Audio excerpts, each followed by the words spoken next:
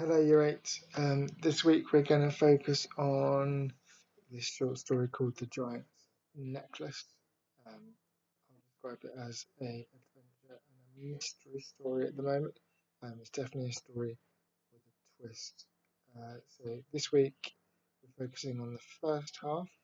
Um, so there are 14 pages. Well, it starts at page 3. And then you can see there's 14 in this first session that we're going to look at, and lots of questions for you to use your retrieval and inference and deduction skills to answer as well as you can with reference to the text. So it's a short story from a sequence of short stories. So this is the little intro. So a mining story to start with. Many years I used to go every summer to Zenor. I reached Cornish legends, researched the often tragic history of tin mining in Penrith, wandered the wild moors above Senna Churchtown. I wrote a book of 5 short stories called The White Horse of Zenor. This is the first. So this is the first story in a sequence of short stories that make up this collection called The White Horse of Zenor, and it's called The Giant's Necklace. So I'm going to read the first half of the story and the questions, and that will be our focus for this week.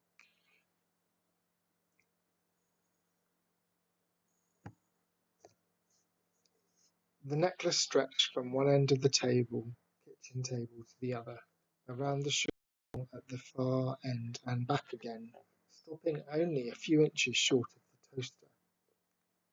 The discovery on the beach of a length of abandoned fishing line draped with seaweed had first suggested the idea to Jerry, and every day of the holiday since then had been spent in one single-minded pursuit, the creation of a necklace of glistening pink cowrie shells. She had sworn to herself and to everyone else that the necklace would not be complete until it reached the toaster, and when Cherry vowed she would do something, she invariably did it. Cherry was the youngest in a family of older brothers, 4 of them, who had teased her relentlessly since the day she was born 11 years before. She referred to them as the 4 mistakes, for it was a family joke that each son had been an attempt to produce a daughter. To their huge delight, Cherry reacted passionately to any slight or insult, whether intended or not. Their particular were her size, which was diminutive compared with theirs, and her dark, flashing eyes that could wither with one scornful look, her zapping look, they called it. Although the teasing was interminable, it was rarely hurtful, nor was it intended to be, for her brothers adored her, and she knew it. Cherry was poring over her necklace, still in her dressing gown. Breakfast had just been cleared away, and she was alone with her mother. She fingered the shells lightly, turning them gently until the entire necklace lay flat, with the rounded pink of the shells all uppermost. Then she bent down and breathed on each of them in turn, polishing them carefully with a napkin. "There's still the sea in them," she said to no one in particular. "You can still smell it, and I washed them, you know." "You've only got today, Cherry," said her mother, coming over to the table and putting an arm around her. "Just today, that's all. We're off back home tomorrow morning first thing. Why don't you call it a day, dear? You've been at it every day. You must be tired of it by now. There's no need to go on, you know. We all think it's a fine necklace and quite long enough." "It's long enough, surely?" Cherry shook her head slowly. "No," she said. "Only that little bit left to do, and then it'll be finished." "But they'll take hours to collect, dear," her mother said weakly, recognizing, and at the same time respecting, her daughter's persistence. "Only a few hours," said Cherry, bending over her. her brows furrowing critically as she inspected a flaw in one of her shells. "That's all it'll take. Do you know there are 5,325 shells in my necklace already? I counted them, so I know." "Isn't that enough, Cherry?" her mother said desperately. "No," said Cherry. "I said I'd reach the toaster, and I'm going to reach the toaster." Her mother turned away to continue the drying up. "Well, I can't spend all day on the beach today, Cherry," she said. "If you haven't finished by the time we come away, I'll have to leave you there. I've got to pack up and tidy the house. There'll be no time in the morning." "I'll be all right," said Cherry, cocking her head on one side to view the necklace from a different angle. "There's never been a necklace like this before, not in all the world. I'm sure there hasn't." And then, "You can leave me there, Mum, and I'll walk back. It's only a mile or so along the cliff path, and half a mile back across the fields. I've done it before on my own. It's not far."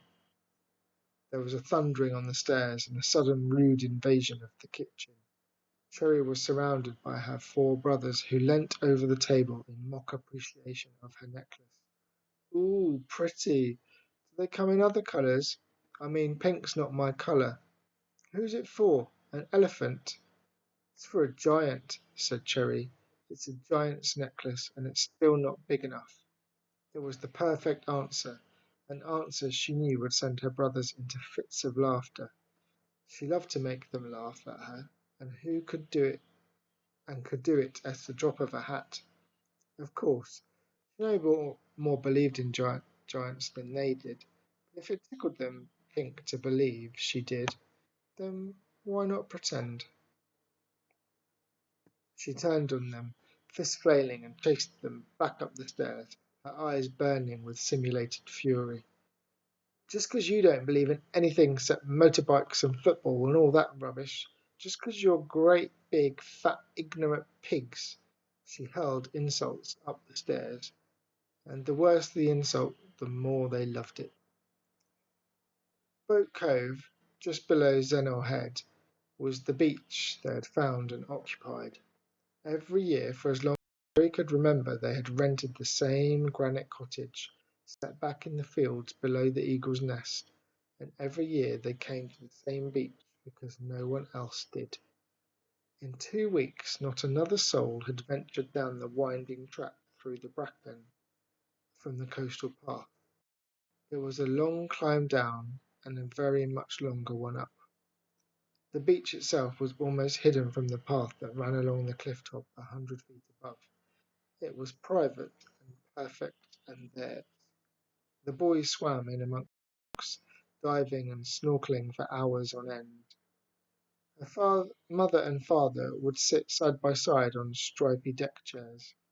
She would read endlessly, and he would close his eyes against the sun and dream for hours on end. Terry moved away from them and clambered over the rocks, a strip of sand in the cove beyond.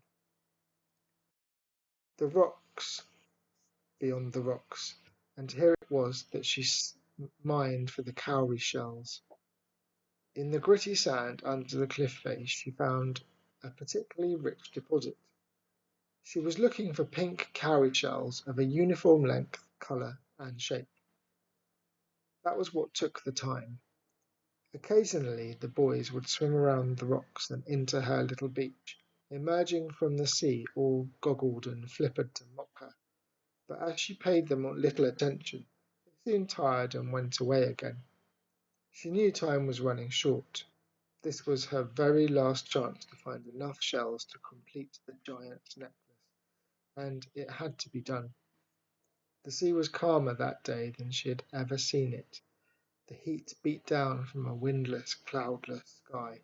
Even the gulls and kittiwakes seemed to be silenced by the sun.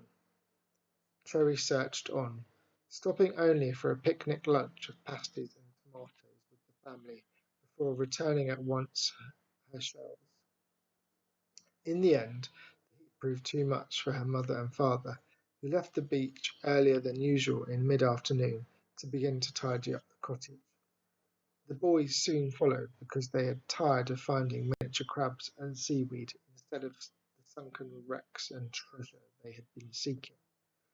So by tea time, Cherry was left on her own on the beach with strict instructions to keep her hat on, not to bathe alone, and to be back well before dark. She had calculated she needed 150 more cowrie shells, and so far had only found 80. She would be back, she insisted, when she had finished collecting enough shells and not before. Had she not been so immersed in her search, sifting the shells through her fingers, she would have noticed the dark grey bank of cloud rolling in from the Atlantic. She would have noticed the white horses gathering out at sea, and the tide moving remorselessly in to cover the rocks between her and Boat Cove. When the clouds cut off the warmth from the sun, as evening came on and the sea turned grey, she shivered with cold and put on her sweater and jeans. She did look up then and saw the angry sea, but she saw no threat in that, and did not look back over her shoulder to Boat Cove. She was aware that time was running out, so she went down on her knees again and dug feverishly in the sand. She had to collect 30 more shells. It was the baleful sound of the foghorn somewhere out at sea beyond Gunnard's Head that at last forced Cherry to take some account of the incoming tide. She looked for the rocks she would have to clamber over to reach Boat Cove again, and the winding track that would take her up to the cliff path in safety, but they were gone. Where they should have been, the sea was. Already driving in against the cliff face, she was cut off. In a confusion of wonder and fear, she looked out to sea at the heaving ocean that moved in towards her, seeing it now as a writhing grey monster breathing its fury on the rocks with every pounding wave. Still Cherry did not forget her shells, but wrapping them inside her towel, she tucked them into her sweater and waded out through the surf towards the rocks. If she timed it right, she reasoned, she could scramble back over them and into the cove as the surf retreated. She reached the first of the rocks without too much difficulty. The sea here seemed to be protected from the force of the ocean by the rocks further out. Holding fast to the first rock she came to, and with the sea up around her waist, she waited for the next incoming wave to break and retreat. The wave was unexpectedly impotent and fell limply on the rocks around her. She knew her moment had come and took it. She was not to know that piling up far out at sea was the first of the giant storm waves that had gathered several hundred miles out in the Atlantic, bringing with it all the momentum and violence of the deep ocean. The rocks were slippery underfoot, and more than once Cherry slipped down into seething white rock pools where she had played so often when the tide was out.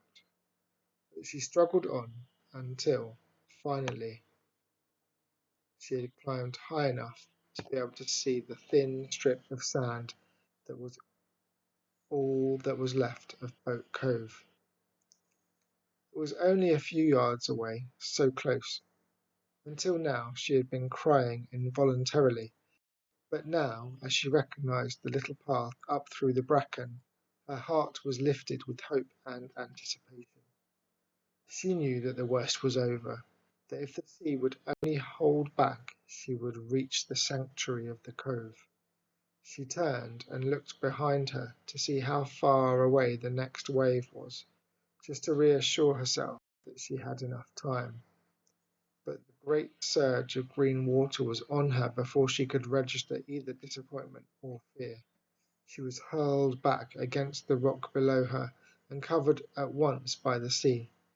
She was conscious, as she went down, that she was drowning, but she still clutched her shells against her chest and hoped she had enough of them at last to finish the giant's necklace. Those were her last thoughts before the sea took her away. Cherry lay on her side, where the tide had lifted her, and coughed until her lungs were clear. She woke as the sea came in once again, frothed around her legs. She rolled on her back, feeling the salt spray on her face, and saw that it was night. The sky above her was dashed with stars, and the moon rode through the clouds. She scrambled to her feet, one hand still holding her precious shells close to her. Instinctively she backed away from the sea and looked around her. With growing dismay she saw that she had been thrown back on the wrong side of the rocks, that she was not in Boat Cove. The tide had left only a few feet of sand and rock between her and the cliff face. There was no way back through the sea to safety. She turned round to face the cliff that she realised now would be her last hope, for she remembered that this little beach vanished completely at high tide. If she stayed where she was, she would surely be swept away again, and this time she might not be so fortunate. But the cold seemed to have calmed her, and she reasoned more deliberately now, wondering why she had not tried climbing the cliff before. She had hurried into her first attempt to escape, and it had very nearly cost her her life. She would wait this time until the sea forced her up the cliff. Perhaps the tide would not come in that far. Perhaps they would be looking for her by now. It was dark. Surely they would be searching. Surely they must find her soon. After all, they knew where she was. Yes, she thought, best just to wait and hope. She settled down on a ledge of rock that was the first step up the cliff face, drew her knees up to her chin to keep out the chill, and waited. She watched as the sea crept ever closer, each wave lashing her with spray and eating away gradually at the beach. She closed her eyes and prayed, hoping against hope that when she opened them the sea would be retreating. But her prayers went unanswered, and the sea came in to cover the beach. Once or twice she thought she heard voices above her on the cliff path, but when she called out no one came. She continued to shout for help every few minutes, forgetting it was futile against the continuous roar and hiss of the waves. A pair of raucous white gulls flew down from the cliffs to investigate her, and she called to them for help, but they did not seem to understand, and went away into the night. Cherry stayed sitting on her rock until the waves threatened to dislodge her, and then reluctantly she began to climb. She would go as far as she needed to and no further. She scanned the first few feet above for footholds, and it did look quite a simple climb to begin with, and so it proved. But her hands were numbed with cold, and her legs began to tremble with the strain almost at once. She could see that the ledge she had now reached was the last deep one visible on the cliff face. The shells in her sweater were restricting her freedom of movement, so she decided she would leave them there. Wrapped tight in the towel, they would be quite safe. She took the soaking bundle out of her sweater and placed it carefully against the rock face on the ledge beside her, pushing it in as far as it would go. "I'll be back for you," she said, and reached up for the next lip of rock. Just below her the sea crashed against the cliff, as if it wanted to suck her from the rock face and claim her once again. Cherry determined not to look down, but to concentrate on the climb. At first she imagined that the glow above her was from a torch. She shouted and screamed until she was weak from the effort of it. But although no answering call came from the night, the light remained pale and beckoning, wider than that of a torch. With renewed hope, Cherry found enough strength to inch her way up the cliff until she reached the entrance to a narrow cave. It was filled with a flickering yellow light like that of a candle shaken by the wind. She hauled herself up into the mouth of the cave and sat down exhausted. looking back down at the furious sea frothing beneath her. She laughed aloud in triumph. She was safe. She had defied the sea and won. Her one regret was that she had had to leave her cowrie shells behind. She would fetch them tomorrow after the tide had gone down again.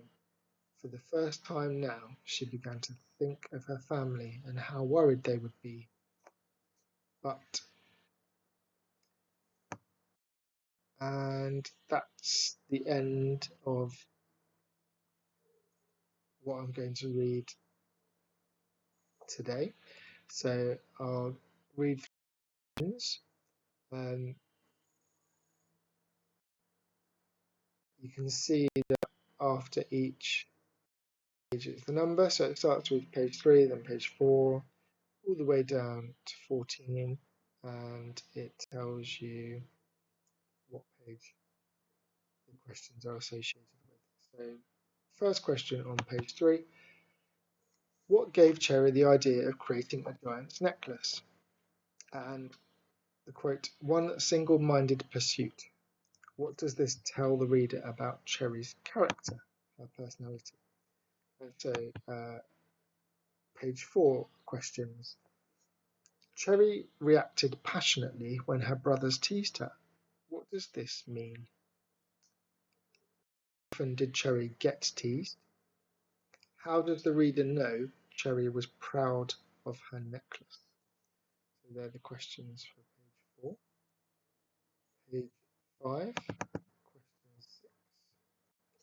How many shells are in Cherry's necklace? 7. Does Cherry's mum want her to finish the necklace? Explain. Question 8. What might prevent Cherry from finishing her necklace? Page 6, we have one question. Question 9. How did Cherry's brothers come down the stairs and into the kitchen? Page 7, we have one question. Question 10. Why did the family rent the same cottage year after year? So page 8, we have 3 questions. Question 11. Why did collecting the shells take a long time? 12. Why did Cherry want shells that looked the same? 13. What safety advice was Cherry given? And page 9, we have 3 questions. Question 14.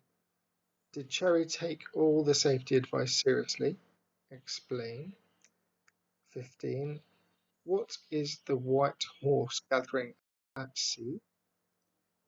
16. What should have made Cherry stop searching for shells and return home? And then page 10, 3 questions. Question 17. What simile describes the sea? 18. Why did Cherry have to wait before moving off the rocks? Question 19. Which 2 words tell the reader the wave was not as strong as she expected? Page 11, we have 2 questions. So question 20. Why had Cherry been crying? 21. What was the weather like when Cherry woke on the beach? And then page 12, we have 3 questions. 22. How does Cherry feel when she realizes she is not in Boat Cove? Explain. 23. Why did Cherry think waiting was the best option? 24. Why did Cherry not want to climb the cliff? On page 13, we have 2 questions. 25. Cherry shouted for help. Why was this pointless? 26. How did Cherry feel about leaving her shell behind? And page 14, one question. 27. What gave Cherry renewed hope? Why? So there we have the questions for the first half of the story, The Giant's Necklace. The answers, there's a page of answers that are included if you are in need of a bit of advice for some of those questions. Have a go, and if you want to check, you can. And in a session later on in the week, I will go through the answers to the questions. So, I hope you're enjoying the story so far, and I hope you make your best effort and put as much detail into the questions as you can, using quotations to show your understanding of the text.